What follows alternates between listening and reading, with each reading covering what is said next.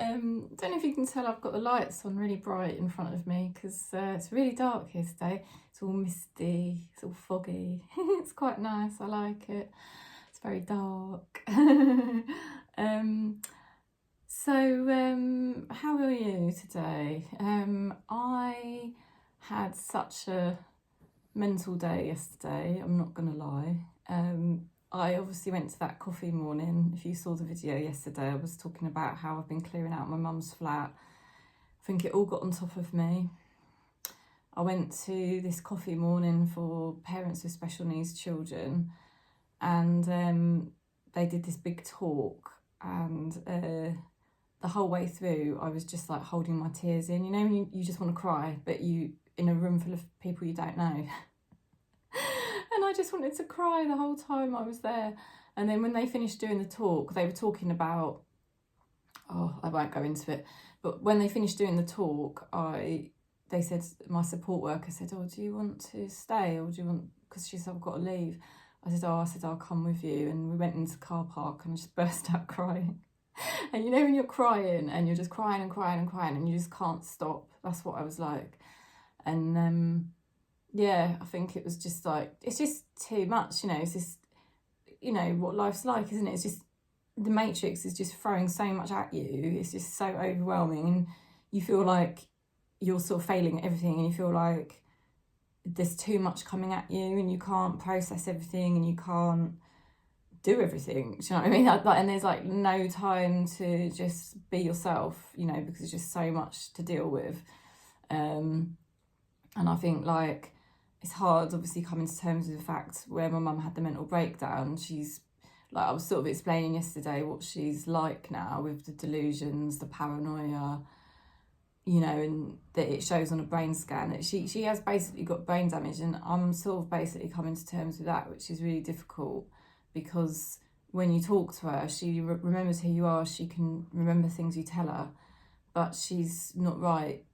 Because she, like I said, she's delusional, and that just doesn't stop. It doesn't go away, and it's hard because you sort of like 1 minute you're having a normal conversation with her, and the next minute it's not a normal conversation. So, you know, it's like a lot to come to terms with when someone you love is going through something that is health-wise related, whether it's mental health or physical health, and you know you're trying to sort stuff out for them that they can't sort out. So we went to the coffee morning, I cried my eyes out, and then I had to go down the council to give up her tenancy for her flat and let them know that she's not going to be living there anymore, and because she's going to be in the care home, getting looked after properly, because she can't live independently now.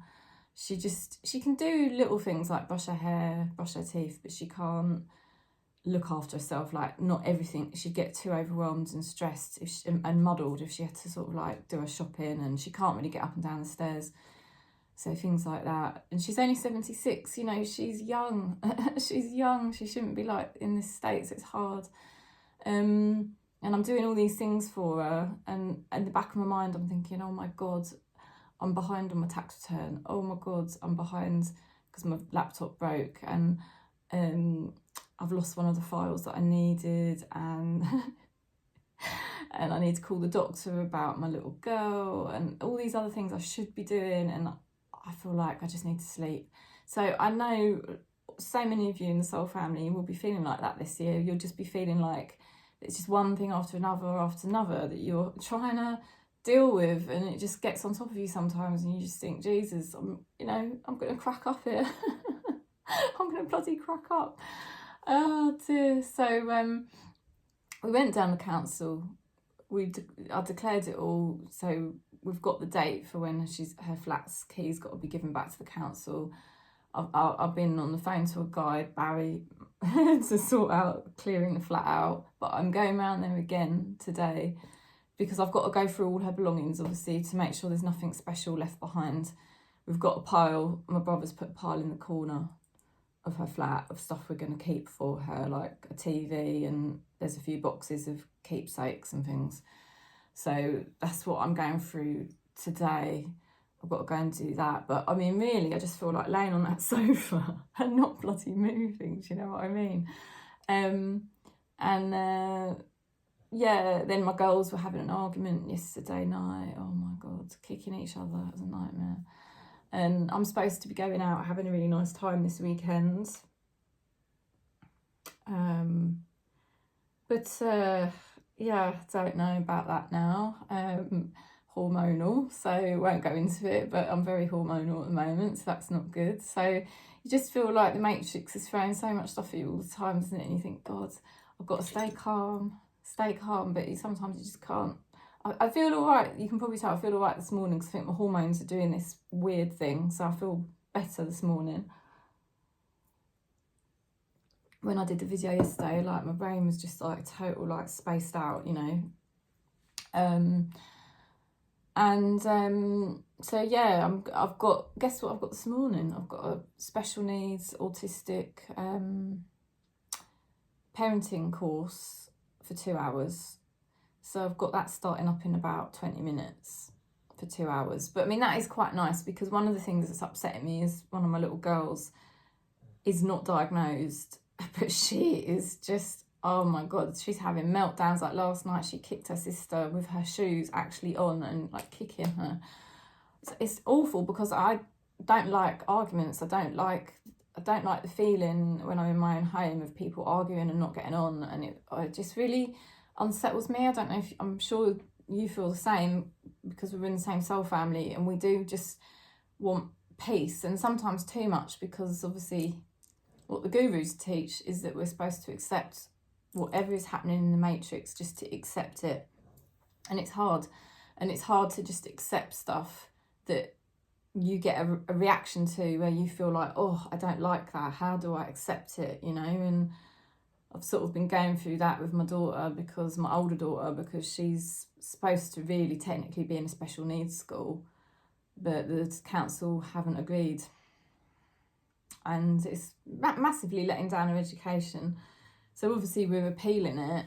But, you know, I am just trying to, rather than get myself all worked up and upset, I'm just trying to say, you know what, maybe this is what Spirit wants. Maybe this is her destiny. And she is very settled at the school she's in. She's in the special needs unit every day. It's just that they haven't got specialist teachers enough, if that makes sense. They are a special needs unit. She's not been in mainstream education for well over a year. But I'm having to just accept that the council have not agreed to her going to a special needs school currently. And maybe that is her destiny. And this is where we work with Spirit, because if we don't, we start to torture ourselves, don't we? I know we've all been there in our soul family. We do.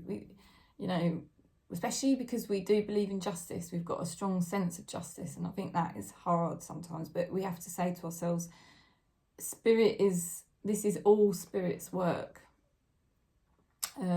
If Anandamayi Ma, the guru there, that's the lady there, you won't be able to see it very clearly, but she did teach that everything is God's play. When I say God, I don't mean Christian gods. I know I was wearing a cross yesterday and I'm not showing it today because I don't want to put anyone off, because it's when I wear the cross, to me it's not about Christianity. I don't follow a religion. I believe just in source, but I do call it God quite a lot. I actually follow, the most thing I follow is Eastern philosophy, which is from India, and that's where my gurus are from. Anandamayi Ma, Ramana Maharshi, Papaji, right? And Anandamayi Ma, beautiful lady, the Divine Mother, that's what her name means, Divine Mother. And she did teach, you know, to accept everything as God's play.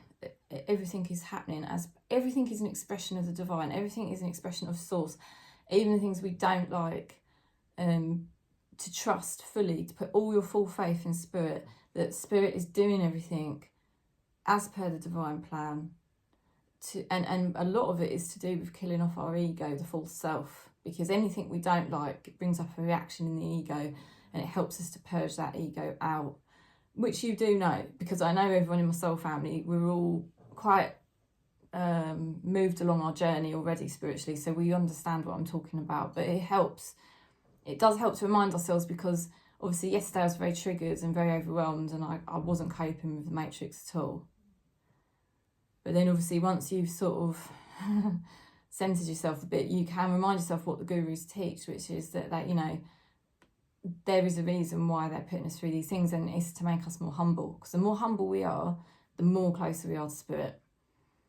So don't worry about thinking you're losing out, or don't worry about your pride taking a hit, or don't worry about somebody trying to make you look stupid, or somebody betraying you. I know it's easy to say, but you're the winner ultimately, because if you can become humble to it and just know that Spirit has got a plan, a higher plan that you don't know about. You know, so I'm saying to myself and my daughter, because at the end of the day, as much as she should be in a special needs school, her happiness is the most important thing. She is actually very happy where she is, and I don't want to, you know, cause her any unhappiness. So I'm just totally allowing Spirit to take control. So, you know, that's kind of what I'm working on when I can. But obviously then I do get overwhelmed and upset as well, because that's just I'm a nutter, so I don't know all of you lot are as well. So I'll read a couple of cards. I've got the Witches deck again, because I'm enjoying this one because of Halloween coming up next week, and it's getting dark and misty. And then I've got the Healing with the Fairies deck, so we'll pick a oracle card out of there as well. Let's see what message we get. Just a 3-card reading for us for the weekend as well. Okay, they're trying to reassure us, really. You've got here the 6 of Cups, which is, you know, there's something being offered to you there. Let me just get my, because, you know, I haven't been reading the tarot as much lately. Let me get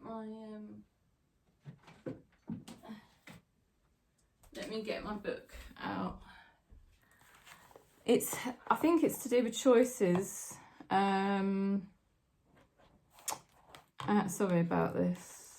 I know you'll understand, because I've not been reading tarot as much, and that is a different deck. That's the only thing with that deck. 1, 2, 3, 4, 5, 6. Oh, the 6 of Cups. Sentimental. You could have sentimental memories coming up. Or a childlike feeling, a very innocent feeling, very pure. Yeah. 6 of Cups is typically this one. Can you remember?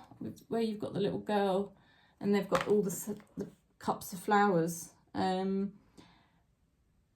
It's about things from the past, revisiting past memories, being sentimental, or something to do with children on your mind, or maybe your own inner child healing.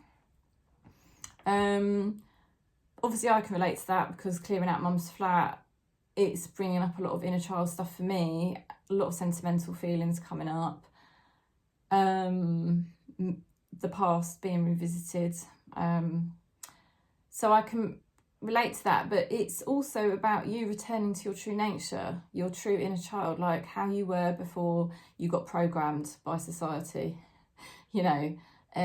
So there's a good thing happening for our soul family, that although sometimes there might be things from the past that are upsetting us at the moment, yeah, memories that maybe upset us, where things weren't very fair, yeah, at the same time it's giving birth to us being our true selves. So it's like, oh wow, you know, I actually do feel more myself than ever before. You know, how Spirit actually made me, because that's what that card's really about. If it's about childhood, ultimately at the core of this card, it has to be about our inner child and who we were made as by Spirit.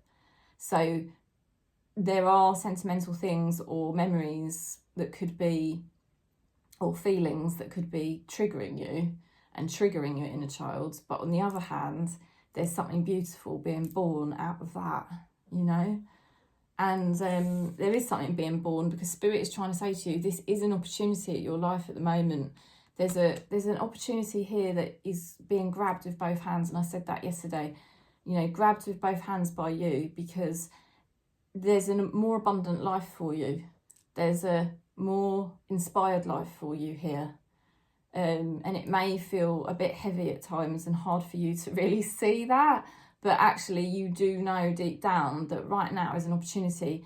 in your life, for your life to become much more really who you are and what you're all about. And that's exciting, because a lot of us in the soul family, you know, we're not like, well, some of you might be in your 20s, and that's fine if you are, because you're old souls. But if, you know, a lot of us are sort of a bit, you know, in our midlife or after that as well. And, you know, we're sensing like, geez, how's it taken me this long to really become my true self? But it bloody has, but I'm doing it. And it doesn't matter how long it's taken. And look at this, 9 of Pentacles. Now, the 9 of Pentacles is about the fact that you are working hard. You're putting in your best efforts every day, and you're reaping the rewards, you know. 9 of Pentacles, I'll look in my little book, my little bookie. If you can hear a dog barking, it's the dog downstairs. So sorry about that, but the girl downstairs has got a dog, and he does have a little bark now and again. Right, so the 9 of Pentacles is about reaping rewards long term, being more abundant, and also your network's improving, okay? You're starting to branch out and have more networks with different people perhaps, or better people. But equally as well, your abundance levels are going to keep stepping up over time, because you're just more aligned, where you're taking these opportunities to really live your life as the real you, you know. So it's really good. We'll just look at the bottom of the deck. Oh my God, how funny. We've got the Temperance again today. And I said yesterday, it's about healing. It's also a card of forgiveness, you know, forgiving the past, forgiving people as they were, because they didn't understand certain things, and realising it was just a mirror that equally, perhaps you didn't understand certain things, you know, and at the time you stood in judgment, but now you look and you think, God, I was just as clueless as the people around me at the time. I know I was, you know what I mean? I used to blame my mum for a lot of things, and now I look and I realise, God, there was so much to my mum I didn't know and understand. And equally, there was so much to myself that I was really not embracing. You know, I certainly wasn't my true self 10 years ago. I thought I was, but I really wasn't. And so there's a lot of forgiveness going on at the moment, to yourself, to others, to the way things have had to happen in a certain journey, which has been hard and long. Do you know what I mean? But it's now, I do feel, starting to make sense, and there's something happening with your networks. It's like, wow, starting to branch out, starting to meet new people, or the right people, and definitely aligning higher to abundance as well. So more money will be coming in, and more stability, I want to say. Let's pick a fairy card. Oh dear, it's quite nice doing a little, I quite like doing this mini reading because it's a bit easier than doing all the zodiacs. But then it's annoying because I love the zodiacs, because I love feeling the different energies with all of your zodiac signs. But it is a lot of work. Higher consciousness. Wow.